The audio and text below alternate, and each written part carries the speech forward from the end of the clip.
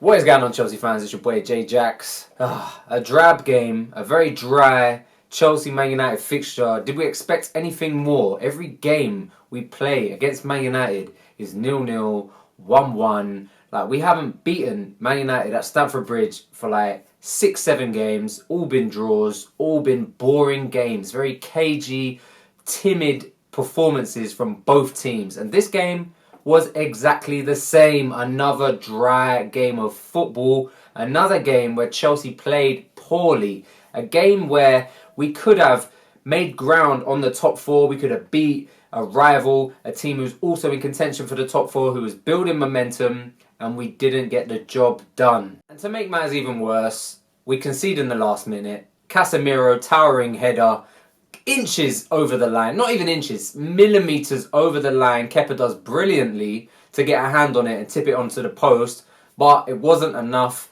And let's be honest, it's probably a fair result because we were poor for large portions of this game. And to come away with a draw, I'm, to be fair, quite grateful because I feel like Man United probably should have snatched it many times in that game. They created a few clear-cut opportunities. They didn't put them away. And we're fortunate that we didn't go behind first because they were the team that looked like scoring definitely in the first half.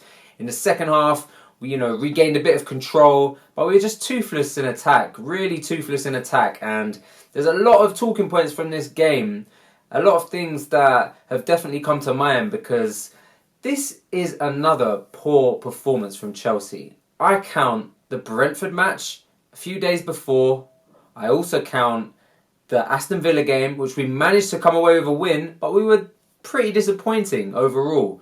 So the last game we played well was against Milan and Wolves. Okay, we seem to have our things have completely turned around in the Champions League. The players are more up for it. Everyone is, there's a lot more tenacity knowing that we were on the brink of elimination. So now there's a lot more momentum in the Champions League, it feels. We play a Wolves team a few weekends back that are without a manager, that are in complete disarray, as we can see from the weekend's result. Again, getting absolutely smashed by Leicester 4-0. They're in the mud. So if you look at it, our Premier League performances have actually been pretty poor. And this is a string of performances.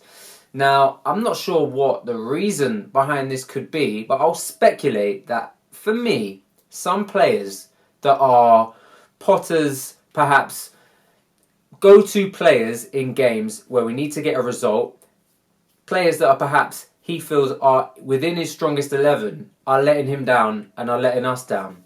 And I'm not going to start a campaign against some of these players and completely slander them. But at the same time, I do feel like there needs to be a bit of rotation.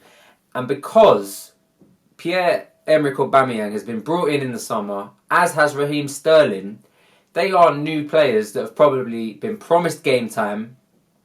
And Potter is kind of standing by that promise from previous promises from Tuchel and Bowley. But Aubameyang and Sterling, for me, have had a lot of chances in the past 4 or 5 games to score or to even make the right pass so someone else can score, and they haven't done so.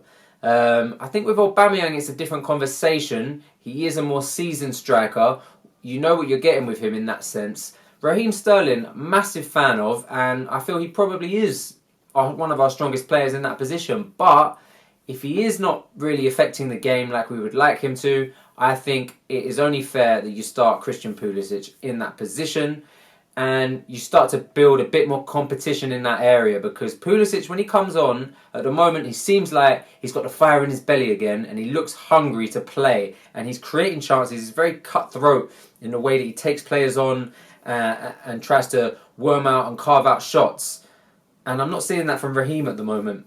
And I feel like maybe Potter's agenda needs to change.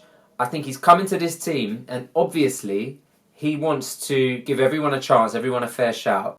But against the games against Milan and even, against United, the games that are perhaps for the bigger occasions, you're seeing Aubameyang start and you're seeing Raheem Sterling start and with Mason Mount. Like, those are the 3 attacking players that he often goes for. Now, I'm not sure he is going to be able to sort of get his Chelsea print, his philosophy underway without bringing in and standing by some of these newer players who are hungrier and a bit more ambitious than perhaps Aubameyang and Sterling are at the moment. At the end of the day, Sterling has pretty much won everything, barring a Champions League. Aubameyang has had a glittering career, and I just feel like the fight in these players is not quite the same. They want to look good, and they want to individually show that they are still powerhouses. But when you see players like Broja on the bench, Carney when he comes on, Pulisic, these players have got a lot to prove, unlike Aubameyang and Sterling. And I just feel like maybe giving these players more of a run of games, more of an opportunity in the big games, give them something to prove. I feel like we might see a turn of results. We might see something change there, because defensively, we're fairly solid at the moment. There was a bit of a confusion in midfield in the first half of that United game that definitely, as soon as Kovacic came on, we were able to get a hold of the game. Kovacic, Jorginho and Ruben Loftus-Cheek. I'm quite undecided about what the best pairing and what the best system is there, because they all seem to offer something that the other doesn't. But playing together, then the person you leave on the bench, you lose that. So it's quite confusing there. But in the attacking third, I feel like we are really lacking. And while we seem to be a bit more astute defensively under Potter at the moment, which is great, defence is the first form of attack, and that's always been a strong point over good Chelsea teams over the years. I definitely think that we need to maybe reevaluate who is starting in our front three and who is going to lead the line. And I'm happy that Broja's coming on 60th, 70th minute, but maybe we just need to give him more of an opportunity. We definitely need a striking reinforcement, but there's no point talking about that now. We need to play Broja a bit more, and I think Pulisic probably should start over Sterling at the moment, because I haven't been very pleased with Sterling's performances in the past 3-4 games. So, another thing I'm noticing, Kovacic is clearly essential to Graham Potter's plans. He's tried to rotate him on a few occasions now. He's tried to rotate him in Brentford. He's tried to rotate him on the weekend against United. And he's brought him on within the first half twice. That is very telling. You're starting a team and you're clearly thinking we're going to have more possession in midfield, we're going to be able to create the tempo more, and we're going to have more control. And both of those games, we haven't. We've been in disarray. The first half against United was poor. We were just getting absolutely walked by in midfield. They were creating opportunities so easily. And Loftus-Cheek and Jorginho were unable to get anywhere near any Man United midfielder or collect the ball from our defence to set attacks going. But as soon as Kovacic came on, he did that. And it's funny because I don't think Kovacic is even having his greatest start to the season.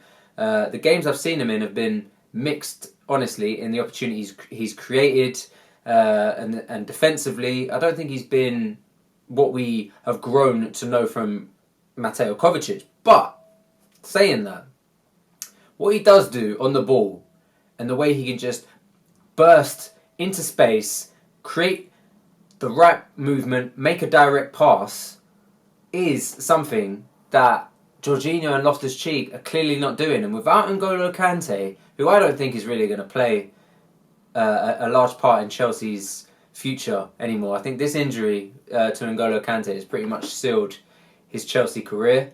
I think he's not quite the player he once was. There's not a player really I love more than N'Golo Kante, and it pains me to say it. And he's been an amazing servant to Chelsea. But I think he'll probably look elsewhere to secure a longer contract, and I don't really think Chelsea will give it to him. So Kovacic at the moment is probably the most experienced midfielder we're going to have moving forward, and the most tenacious one. Loftus-Cheek, incredible, had a good game against United, nothing spectacular, but he's growing in and he's becoming more and more of a stronger presence in this Chelsea team and squad. But he is an attack-minded player first. He's not a defensive player. So that's Kovacic and Loftus-Cheek, both, for me, sort of forward-thinking players. Jorginho, I don't think... It's the pairing. It doesn't seem to make sense. The Jorginho and Loftus-Cheek pairing, I haven't been convinced by. Jorginho and Kovacic pairing, possibly. But clearly, Graham Potter's got a few issues there because he's not sure what he can do without Mateo Kovacic at the moment. And it seems weird when you've got Zakaria just on the bench getting rusty, like not even getting a minute of game time, when you think he could really offer that position something. But it seems, obviously Potter is a big fan of Kovacic, clearly relies on him, but an injury in that area now, and we could really be in trouble because our midfield has been really poor defensively. We haven't been able to sort of, block the lines, get into recovery positions where, the attacking team is not going to just thread a ball so easily. It is quite easy for a lot of teams at the moment to walk by our midfield. And it's only when we're playing with Kovacic in that sort of holding 2 or even holding 3, so to speak, that we're able to sort of gain a bit of control on the game and look like we have more of a presence. So that's a bit worrying, but it doesn't quite make sense that Zakaria is on the bench. Carney comes on, again, another sort of forward-minded player. I really thought what he did against Brentford was brilliant. What he did against United was decent. He's very quick, and maybe he could be adopted in that area. Maybe just Potter doesn't fancy Zakaria because he knows it's not going to be a long-term solution and he'd rather work with players who he's going to build with in the future. I'm not sure, but it seems weird.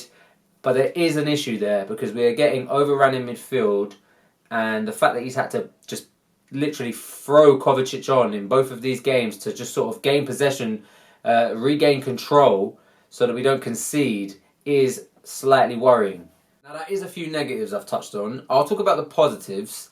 I think that we do seem to be defensively a lot better. I touched on it earlier, and I think that Trevor CHALOBAH is really looking like an astute defender. He's really looking versatile. He's quick. He's playing with that tenacity. He's making good decisions. I'm sure there will be the odd mistake in him in the future, as there are with all great centre-backs. But for what I'm seeing from CHALOBAH, I'm feeling a lot more confident in relying on him in big games, in all types of games. And he is making a case as to why he should go to the World Cup in Qatar with England, because he is putting in some solid performances. He's making last-ditch tackles, and for me, he's performing very, very well. And I've seen him now play with Koulibaly and Thiago Silva, and he's been solid in both of those pairings. We're not going to have Thiago Silva forever. We need to start thinking about the future of our centre-backs. And Wesley Fofana, who hasn't hit the ground running in the Chelsea shirt yet, but I'm sure great things to come. But it's really, really promising that CHALOBAH keeps putting on in these performances, keeps playing well, and it's filling me with a lot more confidence. This whole centre-back mess that we've got ourselves into over the past season, there's a silver lining there. We have developed another Cobham graduate, Trevor CHALOBAH, after letting Tomori go, after letting Guehi go. We get a third bite of the cherry, and CHALOBAH, perhaps, arguably not as good as those two, but is looking very good, and for me, has a very, very high ceiling. So I'm very pleased with Trevor CHALOBAH's performances as of late, against the United especially. Kepa Arrizabalaga, he is literally playing his best football in a Chelsea shirt. Like, what we are able to do now at the back, passing the ball back to him, being able to, work out from the back, create the right passes, build and move, is all down to Kepa. We were unable to do that with Mendy. Anytime the ball was coming into Mendy, we were unable to make that pass back with confidence. Now, the yin and the yang of this is this goal that Casemiro has scored. If Edouard Mendy was in that goal, you'd probably fancy him to tip that away past the far post. Just the extra inches that Edouard Mendy has got, the larger reach, the larger wingspan, you wouldn't feel like he would not get away with that one. But this is the thing. Edouard Mendy must be sitting on the bench thinking, Kepa's playing absolutely fantastic. When am I going to get my next opportunity? But it's all healthy stuff, really, isn't it? Like, having two keepers competing at the moment to battle it out for that number one spot is positive. And I think that one of them will surely reign superior. And, you know, I think you always need your number one keeper, really. I'm not sure many teams rotate their goalkeeper as much. And it can only be a good thing. We're going to find out who is the better keeper, but Kepa is making a large case as to what he can offer, and it's great to see. It's great to see Kepa revitalised. I've been saying it on a few videos now, but it really is good to see Kepa sort of proving that price tag and that, you know, sort of unwriting those poor performances in a Chelsea shirt with some really strong ones. So it's good to see Kepa have another good game against United. Last minute goals. Once again, we score. Jorginho slots away the penalty. Coolly, Brozier makes a nuisance of himself. McTominay has to bring him down. For me, those decisions should always be given. Jorginho steps up, slots it past De Gea. Absolutely minimum fuss. And we've got 5 minutes or so to hold on. It's a snatch and grab. We've scored in the 87th minute. It's 6 minutes added time. You know, 10 minutes. Let's keep this game. Let's keep this lead. Keep composure and let's go for it. United just bombed and threw everything up there, and you just felt like it was coming. How many times have Man United scored in the last minute at Stamford Bridge over the past few years? Honestly, it's deja vu at the moment. They keep doing it, we keep capitulating, and that's another last minute goal. Conceded against Tottenham aerially, we clearly are not able, we don't have that prowess that we used to have. Maybe that's the loss of Rudiger, like the way that he would tower above everyone to win those balls.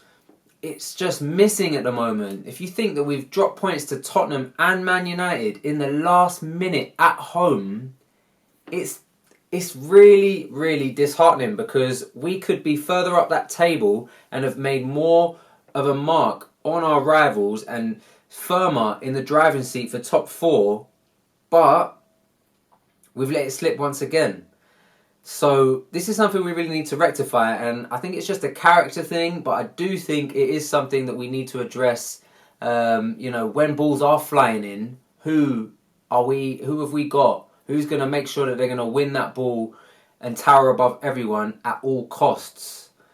You know, I think we've lost something there with Rudiger for sure. We've lost many things with Antonio Rudiger going, but we've definitely lost that aspect.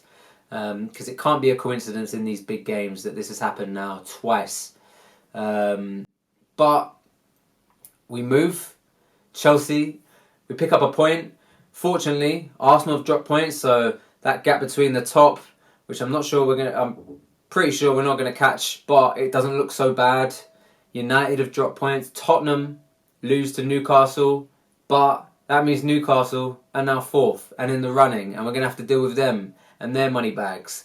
And the way that they're playing is absolutely fantastic. Defensively, so solid. The way that they beat Tottenham on the weekend was fantastic. Away from home, they ran everywhere. They're a real team, they're a real unit. Eddie Howe is doing something brilliantly there. And when we play them, it is going to be a tricky one. But we need to start picking up points. This is another poor performance from Chelsea. I'm not pleased with this. This is a string of games. We haven't been playing well. Brentford, Villa, you know. We've got a Champions League fixture this week. I'm more confident that we're going to put in a strong performance for that game, because that seems to be what we're doing. But we need to turn it around. Next week, I think we're playing Brighton, Potter's old club. And they're not doing so well in the past few games. And we need a big statement win. But we need a statement win in the Champions League, first of all, to cement our place in that group stage, and so we can proceed to the knockouts. But guys, let me know what you think. Trying a new format here. Like the video please if you can. Leave a comment. I'll be sure to get back to you. Subscribe to the channel as well. That would be fantastic. And I'll see you guys in the next one in a bit.